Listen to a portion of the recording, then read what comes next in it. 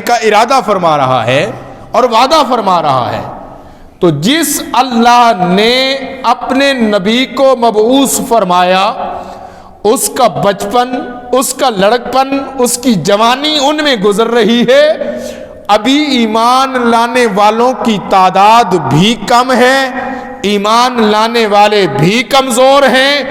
جس نبی کے ذات پر ایمان لانے والوں کی تعداد کے کم ہونے کے باوجود کفار مکہ، سرداران قریش پریشان نظر آتے ہیں، تو میں کہنا یہ چاہتا ہوں جو اللہ اپنے نبی کی بعثت سے لے کر اپنے نبی کے بچپن، لڑکپن، جوانی کی حفاظت کرتے ہوئے ان کفاران کو پریشان کر رہا ہے، اس اللہ کو اپنے نبی سے کتنا پیار ہوگا؟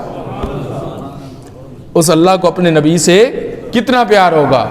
اب حضور نبی اکرم صلی اللہ علیہ وآلہ وبارک وسلم انہوں نے تین صورتیں بیان کی. کفار مکہ اکٹھے ہوئے پریشان تھے. ایک تھی کہ آپ کو قید کر لیا جائے، دوسری تھی کہ آپ کو ملک بدر کر دیا جائے، اور تیسری آپشن یہ تھی کہ آپ کو شہید کر دیا جائے. یہ تین صورتوں پر غور ہو رہا تھا کہ ابو جہل جو سب سے بڑا دشمن ہے اسلام کا، وہ سرداران قریش میں سے تھا. اس نے کہا، بلکہ بہت بڑا سردار تھا، اس نے کہا بات سنو، پہلی دو کو چھوڑ دو، جو تیسری ہے نا قتل کرنے والی، شہید کرنے والی، اس آپشن پر عمل کرو، اس لیے کہ جب ہم اس کو جان سے ہی مار ڈالیں گے، معاذ اللہ، یہ ان کا کہنا تھا، جب ہم جان سے ہی مار ڈالیں گے تو بات ہی ختم ہو جائے گی. لیکن انہیں کیا معلوم کہ یہ وہ محبوب ہے جس کی حفاظت میرا مولا کر رہا ہے، اللہ کر رہا ہے.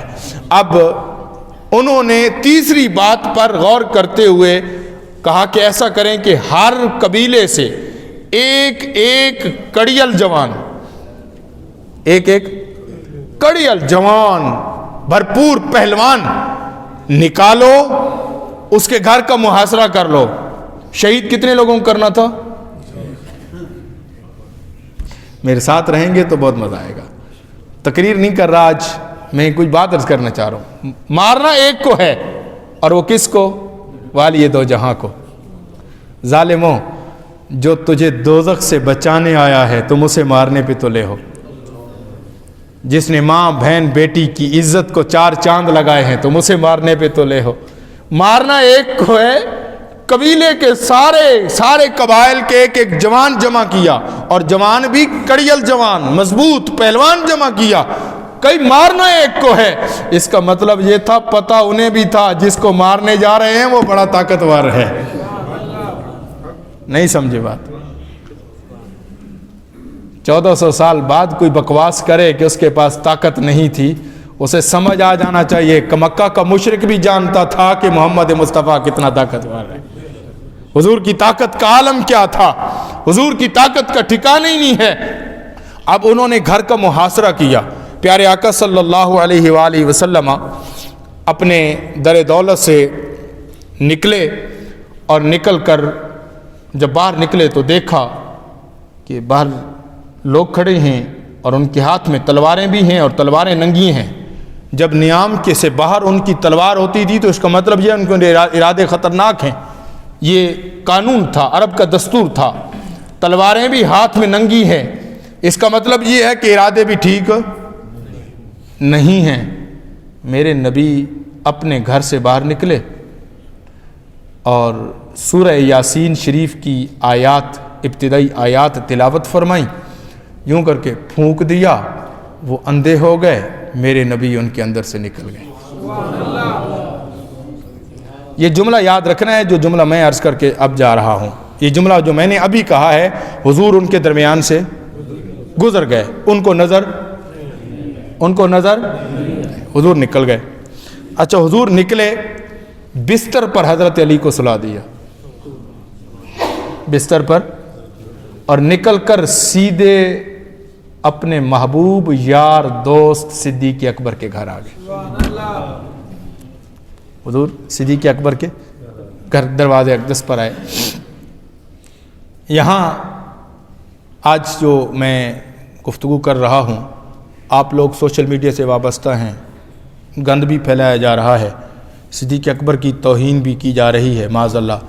تو میں یہ جملہ یہاں پر بہت سارے محدثین نے لکھا ہے کہ جب حضور صدیق اکبر کے گھر پہنچے نا، دروازہ پہلے کھلا تھا، ایک گٹھڑی میں سامان بندھا ہوا تھا. ایک گٹھڑی میں سامان. اور جب حضور گھر سے نکلے تو وقت ہے رات کا پچھلا پہر. رات کا پچھلا پہر. حضور اپنے کاشانہ اقدس سے نکلے، صدیق اکبر کے دروازے پر دروازہ کھلا ہے، سامان تیار ہے، رخت سفر باندھے ہوئے ہیں. کہا ابو بکر کہاں کی تیاری ہے؟ عرض کی یا رسول اللہ جہاں محمد مصطفیٰ کی تیاری ہے وہاں ابو بکر کی تیاری ہے. ابو بکر تمہیں کیسے خبر ہوئی؟ ابو بکر تمہیں کیسے خبر ہوئی؟ صدیق اکبر ایسے نہیں بنا جاتا. ہم سے تو ایک نماز نہیں پڑھی جاتی نا. اس کو کہتے ہیں محبت، اس کو کہتے ہیں وفا. صدیق اکبر نے عرض کی یا رسول اللہ آج نہیں، یہ تو کافی عرصے کا معمول ہے. کہا کیا؟ کہا یا رسول اللہ ایک دن خانہ کعبہ کے ساتھ ٹیک لگا کے بیٹھے تھے، آپ نے فرمایا تھا ابو بکر ایک رات آئے گی ہم مکہ چھوڑ کر مدینہ چلے جائیں گے، یثرب چلے جائیں گے. تو یا رسول اللہ جس دن سے آپ نے فرمایا ہے اس دن سے لے کر ہر روز رات کو گھر کا دروازہ بھی کھلا رکھتا ہوں، سامان بھی تیار رکھتا ہوں کہ کون سا وقت آئے اور محمد مصطفیٰ کو انتظار نہ کرنا پڑے. ہاں کوئی ایسی وفا نبھائے تو صحیح. 1400 سال بعد بات کرنے والا کرے. صدیق صحابی نہیں تھے. تیری سوچ پر بھی لعنت. صدیق اکبر اور اس طرح کو وفا کر کے تو دکھائے. یار وفا کا یہ عالم مجھے بتائیں اس سے بڑی وفا کیسے ہو سکتی ہے کہ صدیق اکبر ہر روز رات کو سامان بھی تیار رکھیں، گھر کا دروازہ بھی کھلا رکھیں، سامان تیار ہو، بچیاں جوان ہو دروازے پر، اور انتظار محمد مصطفیٰ کو نہ کرنا پڑے. یہ سوچ ہو، جس صدیق کی یہ سوچ ہو اسے کائنات صدیق اکبر کے نام سے یاد کرتی ہے. اسی کو صدیق اکبر کہتے ہیں. اور اب آپ یہاں تک بس نہیں ہے، حضور چل پڑے. آقا علیہ الصلوۃ والسلام وہاں سے صدیق اکبر کو ساتھ لیا، چل پڑے. غار ثور میں جا کر حضور نے آرام فرمایا. بہت سارے لوگوں کو یہاں غلط فہمی ہوئی. لوگوں نے لکھا حضور نے وہاں پناہ لی، معاذ اللہ پناہ لی. وہاں پناہ لینا نہیں مقصود تھا، وہاں حضور نے آرام فرمایا. اور غار ثور کی اونچائی تو سب کو جو گئے ہیں مدینہ شریف مکہ شریف جو گئے ہیں ان کو اللہ نے یہ سعادت دی ہے. تو 2018 میں میں کل پرسوں ایک پروگرام پہ بتا رہا تھا کہ جب میں گیا تو 2018 کے اندر بھی وہاں پہ راستے بن چکے ہیں، لیکن آج بھی غار ثور تک پہنچنا مشکل ہے. لیکن ابو بکر تیری محبت پہ قربان جاؤں. حضور نے فرمایا ابو بکر میں تھک گیا ہوں. یہ نہیں عرض کی یا رسول اللہ یہیں آرام کر لیں، عرض کی یا رسول اللہ بیٹھ گئے. عرض کی یا رسول اللہ حضور صدیق کے کندھے پر آ جائیے. صدیق سواری بن کر سوار کو اٹھا کر غار میں پہنچا دیتا ہے. غار ثور کی اونچائی جب یاد آتی ہے نا تو پھر صدیق کی وفائیں یاد آتی ہیں.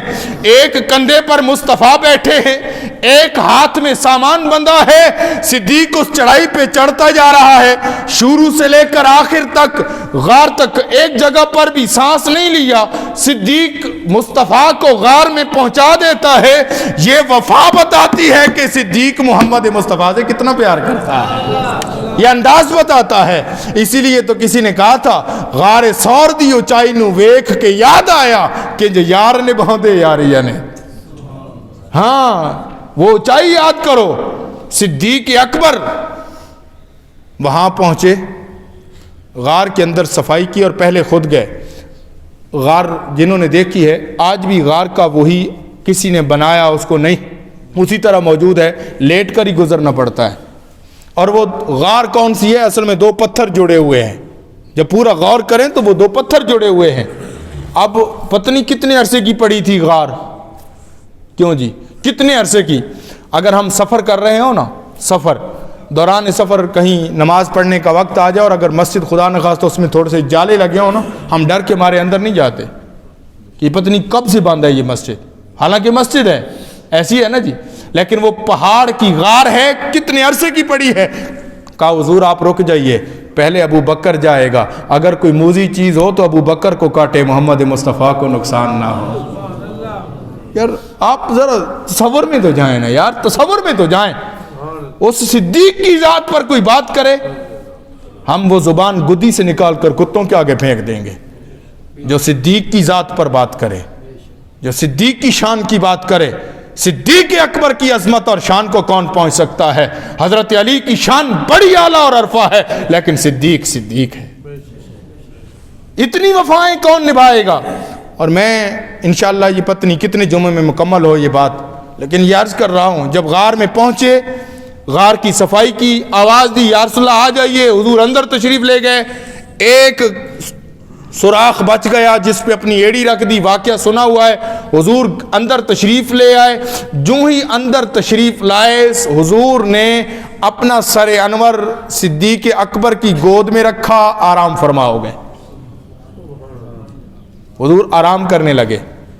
اب ذرا میں اپنی شاید بات سمجھا سکوں, اللہ کرے, انداز بیاں گرچہ میرا شوق نہیں, شاید کہ اتر جائے تیرے دل میں میری بات. یہ بات نوجوانوں کو سمجھا رہا ہوں. صدیق اکبر کون ہے؟ حضور غار میں پہنچے تو چل کر نہیں گئے تھے, اور نبی ویسے بھی جو اللہ کا نبی ہوتا ہے وہ تھکتا نہیں ہے. اللہ کا نبی اس کی بہت طاقت ہوتی ہے, لیکن حضور صدیق اکبر کے کندھے پر سوار ہو کر تشریف لے گئے. آقا علیہ السلام چل کر نہیں گئے, لہذا تھکے ہوئے ویسے بھی نہیں تھے. حضور چاہتے ہی پیارے آقا غار کے اندر پہنچتے ہی صدیق کی جھولی میں سر رکھ کر سو جانا, یہ بات کسی اور طرف اشارہ کرتی ہے. میں اس بات پر پہنچ جاؤں گا اور آپ کو یہ بات سمجھ آئے گی. اور میں نے شروع میں کہا تھا کہ یہ جملہ یاد رکھنا ہے کہ حضور کو غار تک لے جانے والا صدیق اکبر جب وہاں پہنچے, حضور آرام فرما ہو گئے. کچھ دیر گزری تو صدیق اکبر کے آنسو گرے. رات کا وقت ہے, رات ہے, سانپ نے ڈسا اور حضور کے چہرے اقدس پر ان کے آنسو گرے. تو آقا علیہ الصلوۃ والسلام نے پوچھا صدیق رونے کی وجہ کیا ہے؟ عرض کی یا رسول اللہ سانپ نے ڈس لیا ہے. کہا جگایا کیوں نہیں؟ یا رسول اللہ آرام میں خلل نہیں ڈالنا چاہتا تھا. پیارے آقا صلی اللہ علیہ وسلم نے اپنا لعاب دہن اسی سانپ کے ڈسنے والی جگہ پر لگایا. جو زہر پورے جسم میں پھیل گیا تھا, ایک لعاب لگانے سے وہ سارا زہر ختم ہو گیا. پیچھے کفار مکہ نے اعلان کر دیا کہ 100 سرخ اونٹ دیا جائے گا. 100 سرخ اونٹ دیا جائے گا جو پتہ بتائے گا, جو پتہ بتائے گا. حضرت اسماء حضرت ابوبکر کی بیٹی ہیں اور بڑی بیٹی ہیں. حضرت اسماء بنت ابی بکر گھر میں تھیں. اب ان کی ڈیوٹی تھی کہ وہ کھانا پکاتی, رات کے وقت وہ کھانا اس غار میں پہنچاتی. یہ بات یاد رکھنی ہے. اب دیکھیے, میں 2018 میں گیا تو میں بتا رہا تھا اس دن کہ 2018 میں اگر وہ دھرتی مکہ شریف کی نہ ہو نا, تو اللہ کی قسم آج دن کے وقت بھی وہاں ڈر لگے. آج کے دور کی بات کر رہا ہوں, آج 1400 سال گزرنے کے بعد آج وہاں ڈر لگے کہ وہاں دن کو کوئی نہ جا سکے. لیکن صدیق اکبر کی یہ 9 سالہ بیٹی, عمر کیا ہے 9 سال کی, یار دیکھو 9 سالہ یہ بیٹی صدیق کی کھانا کپڑے میں باندھے. ذات و نتاقین ان کا لقب ہے. یہ اپنے کپڑے کو چیر کر, ان کے پاس کپڑا باندھنے کے لیے نہیں تھا, انہوں نے چیر کر کھانا باندھا پھاڑ کر. اس کپڑا پھاڑنے کی وجہ سے ان کا نام ذات و نتاقین بڑھ گیا. سیدہ طیبہ طاہرہ اسماء بنت ابی بکر کھانا رات کی تنہائی میں کپڑے میں باندھتی, باندھ کر غار میں پہنچاتی۔ مجھے بتاؤ ابو بکر کی بیٹی کو معلوم ہے کہ نبی کہاں ہے، اور ابو بکر کی بیٹی رات کی تنہائی میں کھانا باندھ کر غار میں پہنچائے، جبکہ کفار مکہ نے اعلان کر رکھا ہو 100 سرخ اونٹ دیا جائے گا۔ یار جو اس انعام کے لالچ میں نہیں آتی، جو صدیق کی بیٹی نہ ڈرتی ہے نہ بکتی ہے نہ جھکتی ہے، پریشانی کے عالم میں بھی رات کی تنہائی میں حضور کی بارگاہ میں کھانا پہنچانے جائے، جس صدیق کی بیٹی نبی سے وفا اس طرح نبھائے، اس صدیق کی شان کا عالم کیا ہوگا۔ اور یہاں تک بس نہیں، اگلی بات، صدیق اکبر کے غلام کا نام ہے عامر بن فہیرہ، اور میں محدثین کی روایات عرض کر رہا ہوں، میں حوالے کا ذمہ دار ہوں۔ عامر بن فہیرہ سارا دن بکریاں چراتا ہے، جب رات پڑتی ہے بکریاں ہانک کر غار کے قریب لے جاتا ہے، وہاں بکریوں کو کھڑا کرتا ہے، ان کا دودھ نکالتا ہے، مصطفیٰ کریم کو تازہ دودھ پیش کرتا ہے۔ غلام ہے اس غلام کو میرے خیال میں کہ چاہیے تھا کہ وہ تو 100 اونٹوں کا طلبگار ہونا چاہیے تھا اس کو، اور مشرکین مکہ تو اسے سٹیٹس بھی دے دیتے، مرتبہ بھی دے دیتے، کیونکہ ان کے پاس ایک بڑی ہستی آ جانی تھی۔ لیکن میں کمال قربان جاؤں صدیق اکبر کے غلام کی عظمت پر، تم تو صدیق کی بات کرتے ہو، کوئی صدیق کے غلام جیسا نہیں بن سکتا ہے، جس کے غلام کا یہ عالم ہے اس کے امام کا عالم کیا ہوگا، صدیق اکبر کی محبت کا عالم کیا ہوگا۔ میں جب 2018 میں وہاں گیا تو اب میں بات مکمل کر کے یہ ختم کرتا ہوں، انشاءاللہ اگلے جمعہ پر ہم یہیں سے سٹارٹ لیں گے۔ جب میں وہاں گیا تو ایک حضرت تقریر فرما رہے تھے غار ثور کے پاس، کہتے ہیں یہاں نبی پاک صلی اللہ علیہ وسلم نے 3 دن پناہ لی، مجھ سے رہا نہ گیا، میں نے حضرت کو روک لیا، میں نے کہا حضرت اگر بات ہوتی پناہ کی تو جو اللہ قرآن پاک کی یہ آیت بتا رہی ہے الا تنصروہ، اگر تم مدد نہیں بھی کرو گے فقط نصرہ اللہ نے اس کی مدد کی ہے۔ اور جو نبی کفار مکہ کے جھرمٹ سے ان کو نظر آئے بغیر آ سکتا ہے، وہ اللہ کا نبی یثرب تک بغیر کسی کو نظر آئے پہنچ سکتا ہے۔ جس اللہ نے کفار سے اپنے محبوب کو محفوظ رکھا، وہ اللہ مدینہ تک اپنے نبی کو محفوظ رکھ سکتا ہے۔ جس نے بچپن کی حفاظت کی، لڑکپن کی حفاظت کی، جوانی کی حفاظت کی، بڑھاپے کی حفاظت کی، جس نے وَلَلْآخِرَةُ خَيْرٌ لَكَ مِنَ الْأُولَىٰ کی قسم کھا رکھی ہے، جو آنے والی ہر گھڑی کو بہتر بناتا جا رہا ہے، وہ اللہ سب سے بڑا ہے، وہ اللہ بہت بڑا محافظ ہے۔ اگر اللہ کو حفاظت مقصود تھی تو جو اللہ اپنے نبی کی حفاظت کفار کے جھرمٹ میں کر سکتا ہے، وہ اس غار میں بھی کر سکتا تھا۔ وہاں پناہ لینے کی ضرورت نہیں تھی، بلکہ مصطفیٰ کریم اور صدیق اکبر اکیلے تھے۔ 3 دن مصطفیٰ کی نظر کا چہرہ اقدس پر صدیق کی نظر رہی، صدیق اپنی آنکھوں سے چہرہ مصطفیٰ کو دیکھتے رہے، وہ فیضان لوٹتے رہے، وہ برکتیں لیتے رہے۔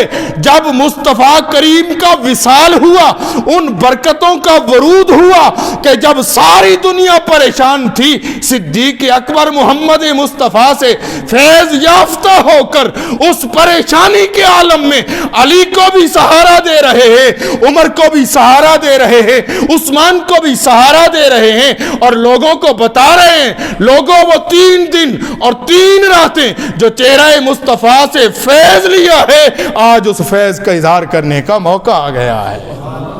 اس لیے نبی صدیق کو تیار کر رہے تھے، نہ کہ وہاں پناہ لے رہے تھے۔ کوئی یہ کہتا پھرے، لیکن وہاں حضور نے پناہ نہیں لی۔ غار ثور میں حضور کے آرام فرمانے کا مقصد صدیق اکبر کو اعلیٰ اور افضل بنانا تھا۔ تو میں یہ ہر جمعے پر انشاءاللہ یہ آخر پر 2 منٹ کی جو بات ہے یہ ضرور کروں گا کہ ہمارا عقیدہ یہ ہے، افضل البشر بعد الانبیاء بالتحقیق صدیق صدیق صدیق، افضل البشر بعد الانبیاء بالتحقیق صدیق صدیق صدیق، اس میں کوئی دوسری رائے نہیں ہے۔ ہم یہ برملا کہہ رہے ہیں کہ اگر انبیاء کے بعد امتیوں میں کسی کا مقام ہے وہ صدیق کا مقام ہے۔ خلیفہ اول بھی ہیں، خلیفہ بلا فصل بھی ہیں۔ کسی نے کہا جی روحانی خلیفہ حضرت علی ہیں اول، صدیق سیاسی خلیفہ ہیں۔ یہ سیاست اور روحانیت اپنے پاس رکھو، روحانی خلیفہ اول بھی صدیق ہے، سیاسی خلیفہ اول بھی صدیق ہے، اس میں کوئی دوسری رائے نہیں ہے، اور ہم کسی کو اس بارے میں بات کرنے کی اجازت بھی نہیں دیتے۔ ہم صدیق کی شان پر حرف نہیں آنے دیں گے۔ ہم یہ بتانا چاہتے ہیں کہ صدیق اکبر اعلیٰ اور عرفہ اور افضل ہیں انبیاء کے بعد۔ اگر کسی کا مرتبہ ہے وہ صدیق اکبر کا ہے۔ کیوں جی، کسی کو اعتراض ہے؟ سب مانیں گے اس بات کو۔ جو لا الہ الا اللہ محمد الرسول اللہ پڑھنے والا ہے، جو رسالت محمدی کا قائل ہے، وہ اس بات کا قائل ہے کہ اگر کوئی افضل و اعلیٰ انبیاء کے بعد صدیق اکبر ہے۔ اللہ تعالی ہمیں سمجھنے کی توفیق عطا